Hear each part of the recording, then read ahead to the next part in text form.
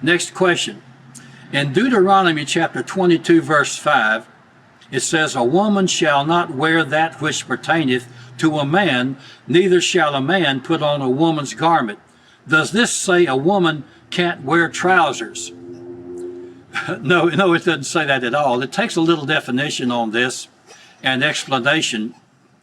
Excuse me. If you do a little research in the first century, when this type of scripture deals with it, women and men really wore basically the same type of a garment. They wore the robe that was down to the ankles. And in the Middle East now, you can see this. The women wear one type of robe, the men wear another kind of robe. In the first century, the men wore a certain attachments to their robe, and the women wore certain attachments to their robe. The women normally adorned their robe in ways that the men did not. Men were normally a little more simplistic in their garb than were the women.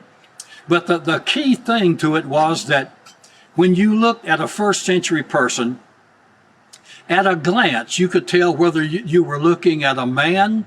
The man, in most cases, would have a beard. Hopefully the women didn't have one, a little humor, but very little. The women wouldn't have a beard. They would adorn their hair with certain ornaments. The men, many had long hair, as Jesus had long hair. He had a beard. Men would not have adorned their head. They would not have adorned their garment. So at a glance, you could tell what was a man from a woman. And that translates right on down through history to where we are today. Today, there are very many garments that look pretty much the same.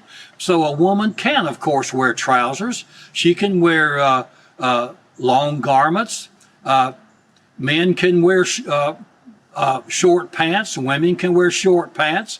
But the key to the whole thing is that you should be able to look at a person at a glance and not have to wonder whether they're male or female.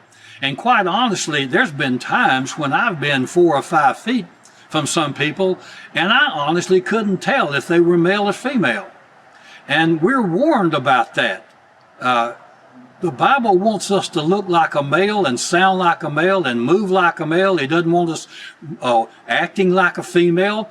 That's why homosexuals and people who are in that effeminate, they're going to have certain characteristics that's going to be manifest through that demon type of a lifestyle.